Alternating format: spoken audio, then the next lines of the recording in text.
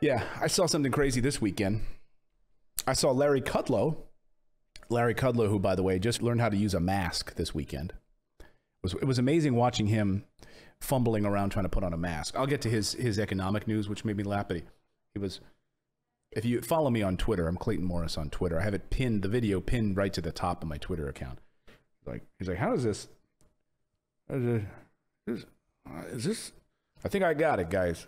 I got it. This is the White House this weekend, trying to figure out. I think I got it. Is this good? Man, this is not comfortable. Now I can see why President Trump doesn't want to wear one of these things. He came out this weekend on these jobs numbers. He was interviewed to talk about Friday's jobs report, which every economist who I know who weighed in on this thought the jobs report was awful. 661,000 jobs, which is a huge slowdown and of major concern given the amount of furloughs and layoffs we're now experiencing in this country. What did Kudlow say? What did Kudlow say? Kudlow came out and said, I think these jobs numbers,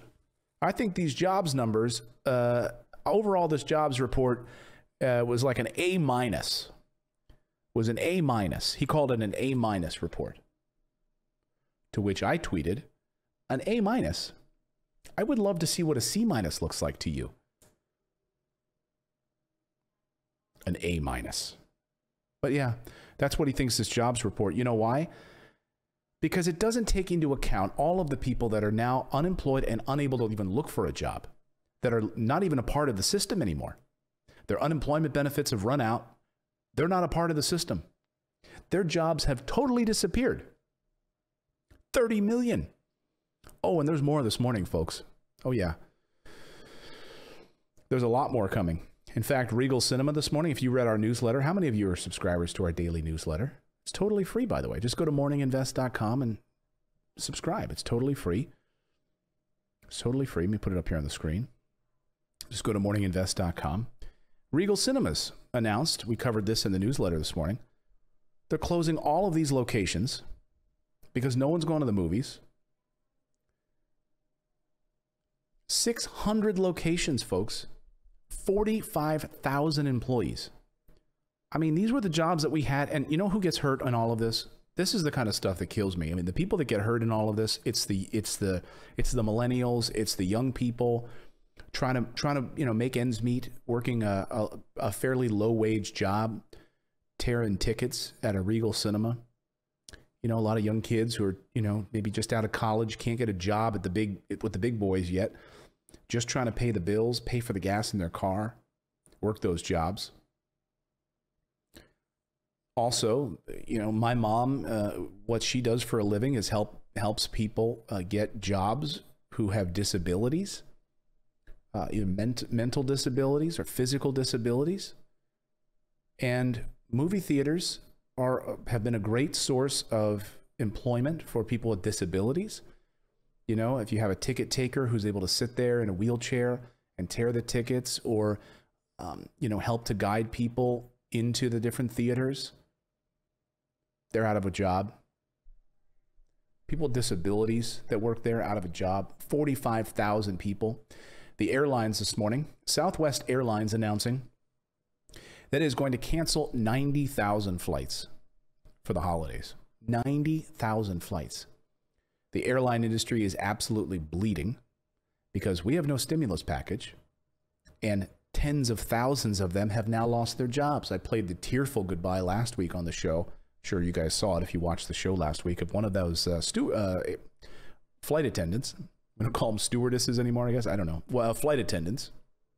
She was saying a tearful goodbye over the loudspeaker to the flight, and she says, I have to say goodbye to all of you. This is going to be my last flight. We're out of a job. And she was very cordial. She said, this was the greatest job I've ever, of my life, greatest opportunity of my life, a young black woman. She said, I got to see the world, provided me a great opportunity in this life. And now, I won't get to do this anymore. Just awful. And so for Larry Kudlow to get up there and say an A-, Southwest Airlines, 90,000 flights for the holidays. And these jobs numbers just keep getting worse. Unemployment benefits dried up at the end of July. Nothing available there for anybody. Small businesses closing. New York City about to go back under another lockdown. It's estimated that upwards of 60% of all restaurants in New York City could permanently be closed because of this pandemic. Schools are also being closed back down again in New York. And the list goes on. But Wall Street's doing fine. Numbers today show Wall Street's doing just fine. Because once again, I'll remind you, as I like to on this show, that Wall Street rewards companies that cut jobs. Wall Street sees that as a liquidating, right? It makes them more streamlined. Cut those jobs. Makes you a more valuable company to us on Wall Street. So yeah, your numbers will go up. I tell my kids who are home today from school, stop slamming the doors when daddy's doing a show. Is it that difficult? I've only had to tell you 8,000 times. 8,000 times.